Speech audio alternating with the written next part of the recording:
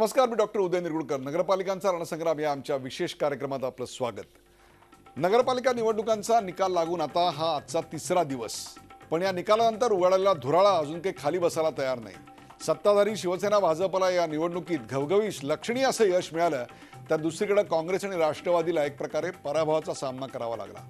काँग्रेसचे माजी मुख्यमंत्री पृथ्वीराज चव्हाण, विरोधी पक्षनेते राधाकृष्ण विखे पाटील, माजी प्रदेशाध्यक्ष माणिकराव ठाकरे आदी दिग्गज नेत्यांच्या मतदारसंघात काँग्रेसला अनपेक्षित असा धक्का बसला. नारायण राणेंना केवळ देवगड नगरपंचायतीवर समाधान मानावं लागलं. या सगळ्या निकालानंतर काँग्रेसमध्ये चिखलफेक सुरू झाली. पराभवाचं खापर एकमेकांवर फोडण्याची स्पर्धा सुरू झाली आहे. नारायण राणेंनी प्रदेशाध्यक्ष अशोक चव्हाण आणि राधाकृष्ण विखे पाटील यांच्यावर टीकेचे प्रहार केले. विखेंचं सगळं वागणंच संशयास्पद आहे. त्यांचं उठणं बसणं सरकारमधल्या मंत्र्यांसोबत असतं. त्यांच्या पराचा पक्षाला काहीच उपयोग होत नाही असं नारायणास्त्र त्यांनी सोडलं. विखेंचं विरोधी पक्षनेतेपद काढून घेण्याच्या मागणीचा पुनरुच्चारही त्यांनी केला. नगर जिल्ह्यात बाळासाहेब थोरात विरुद्ध राधाकृष्ण विखे पाटील यांच्यातला संघर्ष आता टीकेला पोहोचलाय.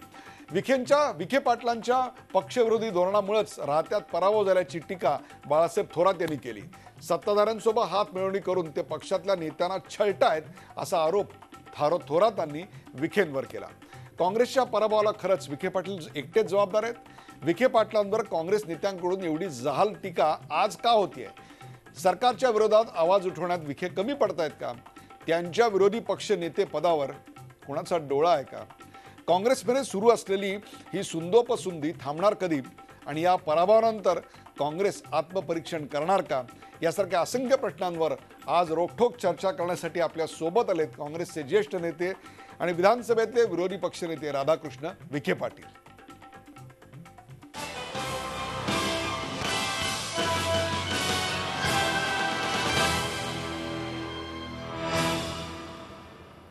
राधाकृष्णजी, आपलं या कार्यक्रमात स्वागत.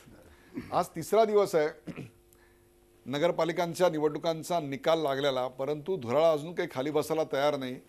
आपल्या राजीनाम्याच्या मागणीचा पुनरुच्चार नारायण राणे यांनी काल याच वेळी या खुर्चीवर बसून केलेला होता. तुम्हाला काळजी वाटते तुमच्या पदाची? नाही, मला तर खरं काळजी वाटण्याचं कारण नाही. कारण जी काही भूमिका मी विरोधी पक्ष नेता म्हणून करतो किंवा नगरपालिकेच्या निवडणुकांमध्ये पक्षाला मिळाले जे यश आहे, हे काही आपण अनुलिखित करून चालणार नाही.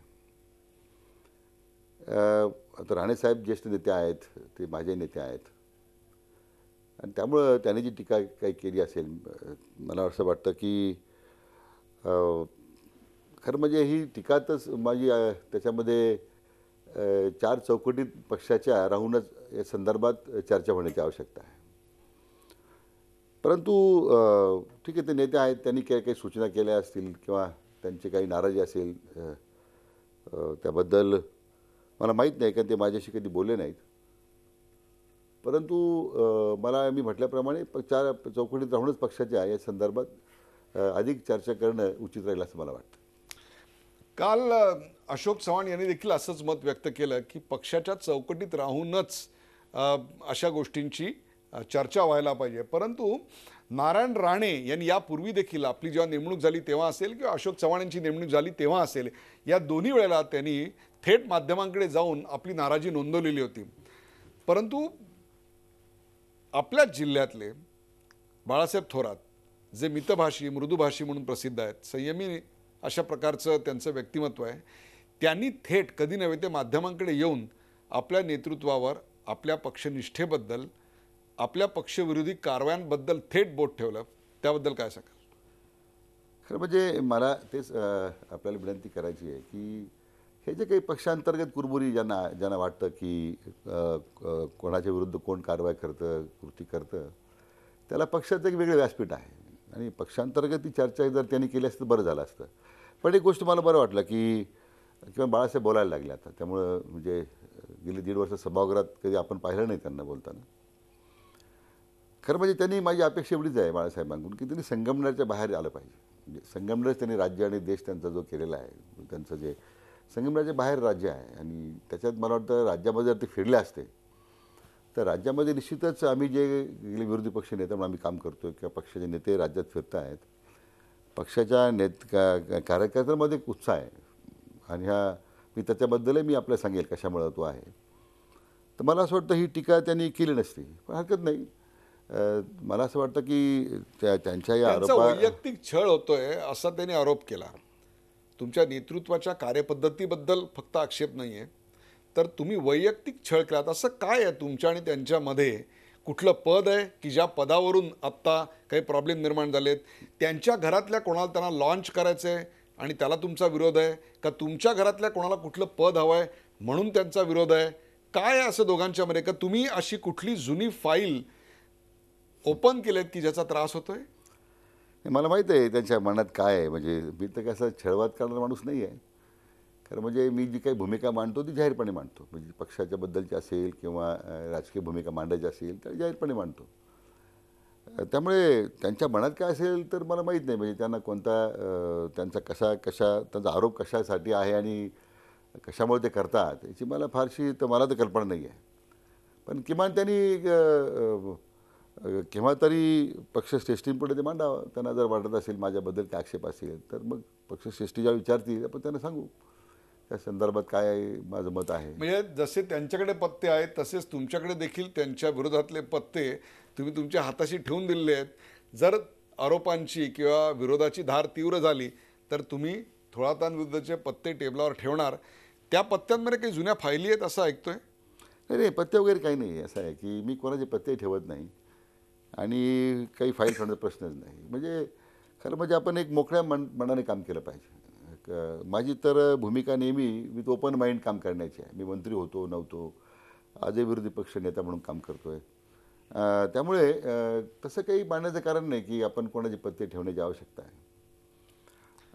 तुमच्या दोघांमध्ये पॅचअप करायचा प्रयत्न, तुमच्या पक्षात एवढे सिनियर लीडर्स आहेत, पृथ्वीराज चव्हाण आहेत, राणे साहेब आहेत किंवा अशोक चव्हाण आहेत, कोणी प्रयत्न केला नाही?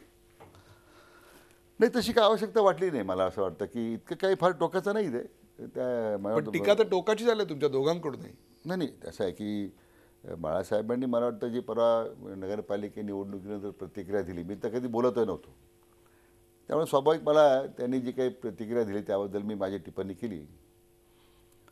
परंतु मला वाटत नाही की त्यासाठी काही कोणी मध्यस्थी करण्याची आवश्यकता आहे आणि त्यात काय फार मोठं राजकारण आहे. आणि त्यासाठी पण अपेक्षा एवढीच आहे नेत्यांकडून मला की ठीक आहे, आपण कोणी बोलावं, टीका करावी, व्यक्तिगत करावी, काय करावी त्याबद्दल माझा कधी आक्षेप नाही.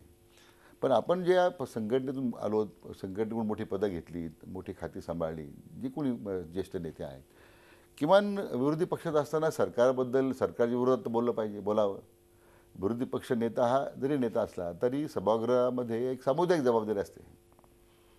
आपण ज्यावेळी मंत्र्यांच्या भ्रष्टाचाराबद्दल आम्ही भाषण करतो, बोलतो, तर त्यावेळी सामुदायिक जबाबदारी असते राधाकृष्णजी, मला मान्य आहे. परंतु विधानसभा अध्यक्षाच्या निवडीच्या वेळेला मतदानाचा कौल मागणे ही सामुदायिक जबाबदारी का विरोधी पक्षनेता म्हणून वैयक्तिक जबाबदारी? नाही, त्यावेळी विरोधी पक्ष नेत्याची निवड झालीच नव्हती ना. कारण विरोधी पक्ष नेता माझी निवड झाली डिसेंबरमध्ये आणि ऑक्टोबरमध्ये ही जे स्पेशल सेशन बोलावलं तर गटनेता म्हणून निवड झाली होती त्यावेळी माझी. आणि आम्ही त्यावेळी सभागृहामध्ये डिव्हिजन मागितलं. राष्ट्रवादी काँग्रेसने त्यावेळी जाहीरपणे पाठिंबा दिला होता सुरुवातीला सरकारला आणि शिवसेना विरोधी पक्षामध्ये बसली होती. पण आम्ही ज्यावेळी पोल मागितला, उठून डिव्हिजन मागितलं, तर आवाजी मतदानाने ते फेटाळलं. खरं म्हणजे ते पूर्ण या सरकारची कृती जी होती पूर्ण घटनाबाह्य होती. न्यायालयामध्ये आम्ही गेलो त्याच्यामध्ये न्यायालयामध्ये गेलो. पण न्यायालयामध्ये गेल्याच्या नंतर न्यायालयाचा निकाल येईपर्यंत शिवसेनेने सरकारमध्ये जाण्याचा निर्णय घेतला. अशी ती त्यावेळची जी पण आपल्यावर जो आरोप होतोय तो आपण गटनेता म्हणून त्या ठिकाणी विरोधी पक्षाची भूमिका जी बजावायला पाहिजे होती, अध्यक्षाच्या निवडीच्या वेळा जे मतदान अग्रणी मांडायला पाहिजे होतं, मागायला पाहिजे होतं, ते मागितलं नाहीत असा थेट आणि त्याच्यावरून तुमच्या पक्षनिष्ठेविषयी संशय काल व्यक्त केला गेला आहे, म्हणून हा माझा प्रश्न आहे. नाही, मला असं वाटत नाही की असं काही घडलं आहे त्याच्यामध्ये. कारण सभागृहामध्ये सगळे ज्येष्ठ नेते हजर होते. माजी मुख्यमंत्री पृथ्वीराज चव्हाण होते, आमचे ज्येष्ठ नेते प्रतिकराव कदम साहेब होते. म्हणजे जे सभागृहात नव्हते त्यांनी आक्षेप घेणं माझ्या दृष्टीने खरं म्हणजे जे सभागृहात हजर होते त्यांनी त्याबद्दल काही बोलले असते तर हरकत नाही. परंतु सभागृहामध्ये आम्ही सगळे होतो आणि ज्यावेळी मतदानाची वेळ आली तेव्हा आम्ही पोल मागितला.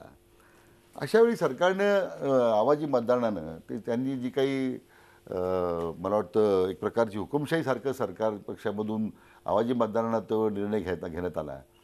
आजही तशी स्थिती सभागृहामध्ये आहे थोड्याफार फरकानं. मला तुम्ही सांगा, विधानसभेला तुम्ही उभे असताना पिपाडांना मदत, तुमच्या विरोधी जे उभे होते त्यांना मदत ही तुमच्याच पक्षातल्या बाळासाहेब थोरातांनी केली?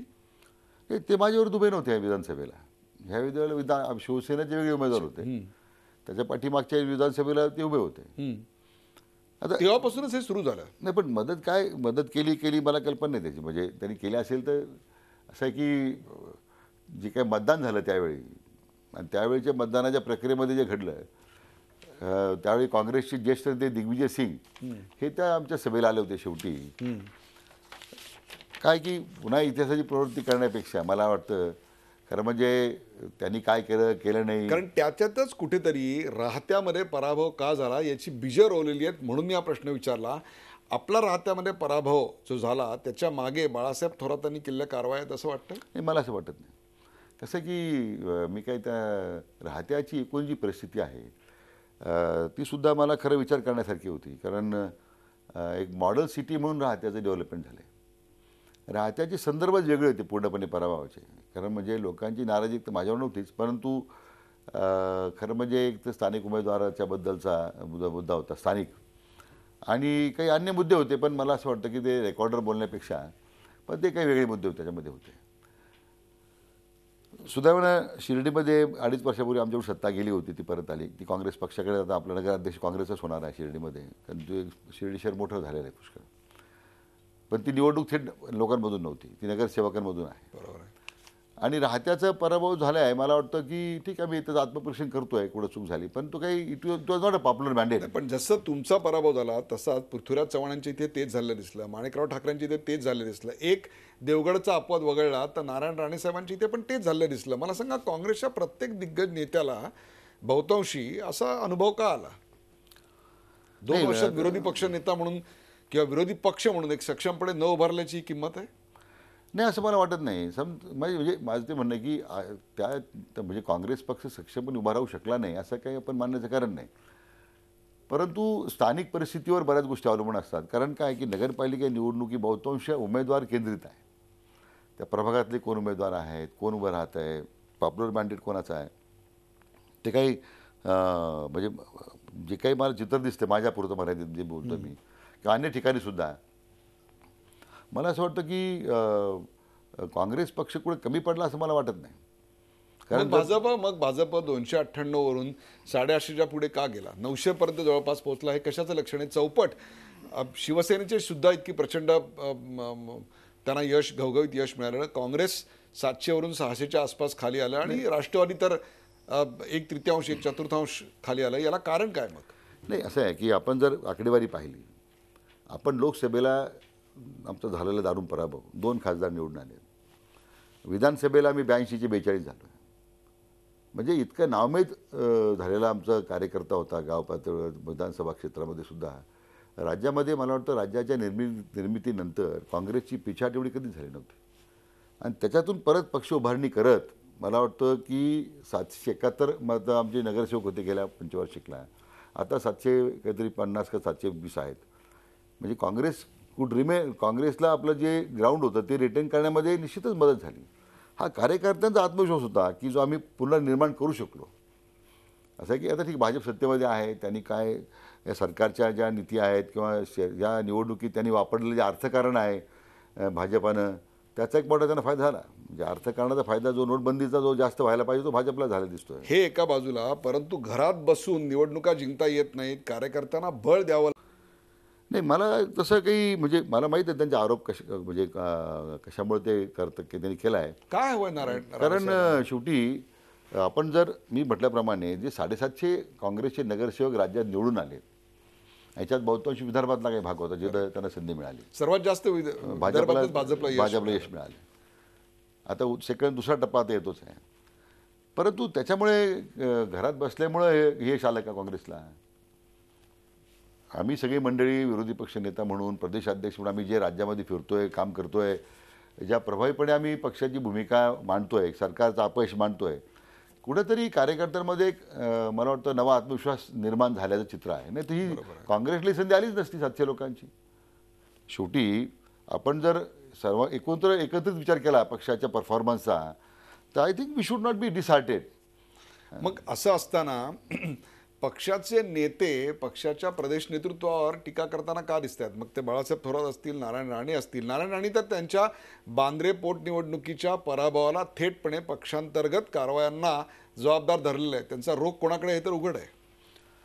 असं की मी ते म्हटल्याप्रमाणे की सुरुवातीला म्हटलं की राणेसाहेब ज्येष्ठ नेते आहेत. खरं म्हणजे त्यांनी आम्ही पक्षांतर्गत त्या ठिकाणी बसून या संदर्भात चर्चा जर केली आणि जे काही त्यांचे मतं मांडायचे, त्यांना जी भूमिका मांडायची ती जर त्या मध्ये पक्षाच्या फोरमवर जर मांडली, मला असं वाटतं की he is a respected figure आणि निश्चितच त्यांच्या मताला महत्त्व आहे. त्यामुळे त्यांची जी काही त्याच्यामध्ये काही गैरसमज असतील, जी भूमिका असेल, कधी त्या भूमिकेचा उद्या पक्षाच्या उद्याच्या यशाला त्याची मदतही होईल. I think we should be. Rane यांच्या मताला जसं महत्त्व आहे तसंच राणे यांच्या व्यक्तिमत्वाला एक महत्वाकांक्षा देखील आहे. त्यांना काय हवं असं वाटतं आपल्याला? असं आहे ती आता ते तर महाराष्ट्राचे माजी मुख्यमंत्री राहिलेत, विरोधी पक्ष नेता होते, ज्येष्ठ नेते आहेत आणि शेवटी असं आहे की नेत्याच्या भूमिका काय असाव्यात, नेत्याची भूमिका ही नेहमी मार्गदर्शनाची असते आणि म्हणून त्यांचं मार्गदर्शन आम्हाला फक्त मिळत असतं. आता त्यांच्या व्यक्तिगत भूमिका काय आहेत हे मला काही सांगता येणार नाही, कारण शेवटी ही त्यांची भूमिका त्यांना माहीत आहे. पण मला वाटतं की उद्याच्या पक्षाच्या वाढीकरता, येणाऱ्या जिल्हा परिषद पंचायत समितीच्या करता महत्त्वाची भूमिका खरं राणेसाहेबांकडून अपेक्षा आहे. मग असं असताना आपल्या भोवती सातत्यानं असं संशयाचं वातावरण निर्माण आपल्याच पक्षातल्या लोकांनी करणं हे कशाचं लक्षण मानायचं? म्हणजे इथपर्यंत आहे की अगदी उद्या तुम्ही भाजपमध्ये जाणार अशा स्वरूपाचे एक संशयाचं धुकं तुमच्या भोवती पसरून कोणाला काय मिळतंय पक्षात? नाही, मला खरं म्हणजे मी सुरुवातीला 5-6 महिने माझा थोडासा स्ट्रगलिंग पिरियड होता. मला कार्यकर्ते बोलायचे, आमचे आमदार बोलायचे किंवा माध्यमांनी मला पुष्कळ झोडपून काढलं. म्हणजे पण त्यातून हळूहळू आय लर्न मी इतक्या गोष्टी शिकलो आणि इफ यू सी मागच्या काही महिन्यांमध्ये. त्याला दुसरं एक कारण असेल की आपण कधी विरोधी पक्षात आयुष्यात नव्हतात. आपण कायम जो पक्ष सत्तेत होता त्याच पक्षाच्या बाजूने होतात. मग जेव्हा भाजपचं सरकार आलं, मनोहर जोशी मुख्यमंत्री होते, त्याही काळात आपण मंत्री होतात, त्याच्या आधीही मंत्री, त्याच्यानंतरही मंत्री.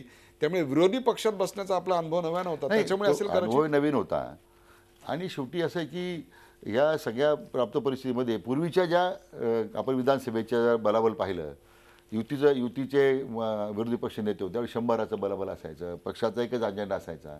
आता या विधानसभेच्या निवडणुकीनंतर आम्ही राष्ट्रवादी काँग्रेस जरी सभागृहात एकत्र बसलो तरी अजेंडा जो असतो तो it is issue based agenda आहे. सरकारविरुद्ध एकीकरण भांडावा असा अजेंडा नसतो. तर ते फार महत्त्वाचं आहे, कारण that is the biggest strength of opposition. ती सगळ्यात मोठी ताकद असते. आता त्याच्यातून आता मागच्या काही महिन्यात आपण पाहिलं असेल आणि मला माध्यमांनी सुद्धा त्याचं कौतुक केलं आहे, प्रसार माध्यमांनी केलं की आता विरोधी पक्ष नेत्याला सूर सापडला.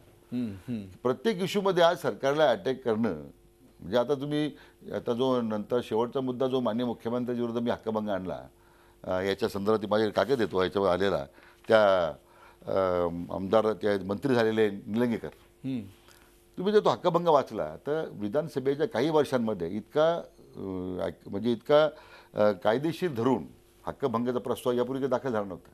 ठीक आहे, त्याची मेजॉरिटी आहे तो नाकारणं वगैरे. पण माझा मुद्दा एवढाच आहे की सरकारच्या प्रत्येक इश्यूमध्ये आज मी त्या ठिकाणी सरकार अटॅक करतो. आपण आज महाराष्ट्राच्या दुष्काळी भागामध्ये मला वाटत नाही की राधाकृष्ण विखे सोडून कोणी दौऱ्यावर गेला असेल. आपल्या पक्षाच्या आत्ताच्या पराभवाचं ते एक कारण आहे की तुम्ही सोडून कोणी ग्रामीण भागात फिरत नाही, दुष्काळग्रस्तांचे अश्रू पुसत नाही आहे. नाही, लोक जातात, नेते मंडळी जातात, पण माझं वाटतं की डेडिकेटेड काम करण्याची डेडिकेशननी अधिक वेळ देण्याची गरज आहे. डेडिकेशननी करतात लोक, पण वेळ देण्याची गरज आहे. आता उदाहरणार्थ विधानसभेच्या मध्ये मी विरोधी पक्ष नेता म्हणून काही कमिटीचा मी तयार केला की चांगला प्रभाव पक्षाचा दिसावा म्हणून. अर्बन डेव्हलपमेंट हाऊसिंग बाबांना मी चेअरमन केलं आहे, महसूल खात्याच्या कमिटी चेअरमन बाळासाहेबांना केलं आहे, तसं मग वन विभाग सहकारातलं कदम साहेब होते. आता अशा वेळी ज्यावेळी बजेटवर चर्चा होते, मागण्यांवर चर्चा होते, आमच्या अपेक्षा की त्या खात्याचं मंत्रिपद सांभाळलेल्या लोकांनी सरकारला अटक करावं. पण ते करत नाहीत. आज चित्रच नाही ना, असं दिसत नाही दुर्दैवाने. म्हणजे एक प्रकारे विरोधी पक्ष नेत्याला जी त्याच्या पक्षातल्या ज्येष्ठ वरिष्ठ नेत्यांकडून साथ मिळायला पाहिजे ती मिळत नाहीये असं आपण असं म्हणणार नाही मी. पण माझं म्हणणं काय आहे की आता जी भूमिका आता मी काय सर्वज्ञानी नाही आहे. विरोधी पक्ष नेता म्हणून एक तर माझ्याकडे जी खाती होती ती त्याप्रमाणे मी त्याच्या संदर्भात बोलू शकतो. पण उद्या ह्या ज्या मी अर्बन डेव्हलपमेंट, हाऊसिंग किंवा महसूल, आता खडसेंचा एवढा राजीनाम्याचं प्रकरण झालं, राधाकृष्ण विखे म्हणून विरोधी पक्ष नेता म्हणून शेवटपर्यंत मुद्दा लावून धरला मी. बरोबर आहे. आणि पण त्या खात्याचे मंत्रीपद सांभाळले आमचे बाळासाहेब एक शब्द बोलले नाही. मग आता राधाकृष्ण विखेंच्या आपल्याला काय सूचित नाही, करायचं? राधाकृष्ण विखेंबद्दल थेट आपल्या स्टुडिओमध्ये येऊन त्यांना बोलण्यासाठी वेळ मिळाला. पण खडसेंच्या विरोधी पक्ष खडसेंच्या महसूल खात्याच्या भ्रष्टाचाराबद्दल त्यांना अजिबात वेळ नव्हता. आता याच्यातला लोकांनी काय समज करायचा हाचा प्रश्न तयार होतो. एक उदाहरण सांगितलं. आपण त्यांच्या भूमिकांवर संशय व्यक्त करताय. नाही, असं आहे की संशय व्यक्त करण्यासारखीच परिस्थिती असते. कारण मग विरोधी पक्ष नेत्यांनी फक्त भांडायचं आणि त्या खात्याचं मंत्रिपद सांभाळणाऱ्या लोकांनी मात्र चुप्पी साधायची. याचा अर्थ लोकांनी काय समजायचा. भारताचा मुद्दा असं आहे का की प्रत्येकाचे सहकाराचे किंवा अनेक वैयक्तिक नाही, मला उद्योग मुद्दा आहेत? फक्त कंप्लीट या, करू द्या. Please please. की आता शिवसेनेचा मुद्दा घेऊ आपण. आज शिवसेनेला मला ओसाड गावचा पाटील म्हणून उद्धव ठाकरेंनी माझ्यावर टीका केली. मी एकच प्रश्न त्यांना विचारला की तुमचं गाव कोणतं ते सांगा. आज शिवसेनेच्या नेत्याला विचारण्यात धाडस मला वाटत नाही आतापर्यंत कोणी त्यांच्या गाव विचारलं त्यांना, कोणी गावाची काय चौकशी केली त्यांची, किंवा त्यांच्या व्यंगचित्रानं जो महिलांच्याबद्दल जो काही अपमानकारक त्यांनी जे काही व्यंगचित्र काढलं. मी एकटाच होतो त्यावेळी पूर्ण स्ट्रगल करत त्यांना झोडपून काढलं, त्यांच्यावर टीका केली, शेवटी त्यांना माफी मागावं लागली. इव्हन दसऱ्याच्या मेळाव्यात त्यांना पहिल्यांदा माझा उल्लेख करून बोलावं लागलं. आय डोंट थिंक की कसं की कन्स्ट्रक्टिव्ह ऑपोजिशन म्हणून सुद्धा एक भाग असतो. करेक्ट. अकराळ विकराळ बोलणं किंवा सगळ्यात महत्त्वाचं काय आहे म्हणजे मला आपल्याला नम्रपूर्वक सांगितलं पाहिजे की विरोधी पक्ष नेत्याची काही वर्षांमध्ये जी मांडोली करण्याची जी प्रतिमा तयार झाली होती तर ती बदलण्याच्यामध्ये थोडंफार मला आता बऱ्यापैकी यश आलं आहे. सो कन्स्ट्रक्टिव्ह ऑपोजिशन म्हणून आपण बोलू शकतो सरकारच्या विरोधात, सरकारला मुद्द्यांवर घेरू शकतो आपण आणि ते आपण करून दाखवलं मागच्या 2 अधिवेशनांमध्ये. आपल्याला असं वाटतं की शेवटचा प्रश्न की आत्ता जे काँग्रेसमध्ये जी नेत्यांमधला असंतोष आहे त्याच्यावर आपण सहजपणे मात करू शकाल आणि आपल्या पदाला कुठल्याही प्रकारचा धोका नाही? असं आहे की मला म्हणजे आपल्याला एक सांगितलं पाहिजे की पदासाठी धडपड नाही आहे. शेवटी विरोधी पक्ष नेतेपद या परिस्थितीत चालवणं की जिथं पार्टीच पूर्ण नावमेद झाली होती विधानसभेनंतर इतकं अवघड काम होतं. आज पक्ष संघटना आणि विरोधी पक्ष नेतेपद हे अतिशय समन्वयानं काम करतं आणि त्याचे परिणाम दिसतात आपल्याला. अजूनही त्यात इम्प्रूव्हमेंट करण्याची गरज आहे. जिथं अजूनही माझ्यामध्ये काही त्रुटी असतील तर त्या मी दूर करून मला काम करण्याची आवश्यकता आहे. पण अपेक्षा एवढीच आहे की नेत्यांनी जाहीरपणे वक्तव्य करून आणखीन आमच्या या बेसिकली नेत्यांवर परिणाम होत नाही, तो परिणाम होतो कार्यकर्त्यांवर. बरोबर. आणि त्या कार्यकर्त्यांच्यावर होणारा परिणाम जर आम्हाला त्यांचा आत्मविश्वास कमी करायचा नसेल तर आम्ही आता 4 भिंतीत बसून काय आमच्याबद्दल नाराजी असेल, त्रुटी असतील, आमच्या आक्षेप असतील तर तो मला वाटतं बसूनही त्याची चर्चा करून निर्णय होऊ शकतो ना. बसूनही चर्चा करून निर्णय होऊ शकतो, बंद दाराआड चर्चा करून निर्णय होऊ शकतो. माध्यमांकडे जाण्याची कोणत्याही प्रकारची आवश्यकता नाही असं सांगतानाच आपल्या विरोधातले सगळे मुद्दे खोडत किंबहुना परतावून लावत माझ्या विरोधात संशयाचं धुकं पसरवणाऱ्यांनी मग त्यांच्या खात्याचा जेव्हा प्रश्न उपस्थित झालेला होता तेव्हा खडस्यांविरोधात चुप्पी का साधली होती असा एक थेट निशाणा त्यांनी मारलेला आहे. अकराळ विक्राळपणे बोलणं म्हणजेच फक्त विरोध नव्हे तर अत्यंत मुद्देसूदपणे बोलणं याला विरोध म्हणतात आणि तशा प्रकारच्या हक्कभंगाचा ठराव आणून मी माझी चुणूक दाखवून दिली. म्हणूनच की काय उद्धव ठाकरेंना देखील दसरा मेळाव्यात भाषणाची सुरुवात माझा उल्लेख करून करावी लागली असे ते आवर्जून म्हणाले. राधाकृष्ण विखे पाटील हे तसे हरणाऱ्यातले नाहीत आणि त्याहीपेक्षा दुसऱ्याला सहजपणे जिंकू देणाऱ्यातले तर निश्चित नाहीत. दुर्दैव एवढंच आहे की सध्या जिंकू न देणाऱ्या यादीत पक्षातल्याच लोकांची नावं जास्त आहेत. तिथे कुठेतरी या राज्यासमोरचे प्रश्न जर ऐरणीवर आले असते तर अधिक बरं झालं असतं. आज झी 24 तासच्या प्रेक्षकांसाठी राधाकृष्णजी आपण जो विखे पाटील जो आपण वेळ काढला त्याबद्दल विशेष आभार. ताज्या बातम्यांसाठी पाहत राहा झी 24 तास. रहा एक पाऊल पुढे.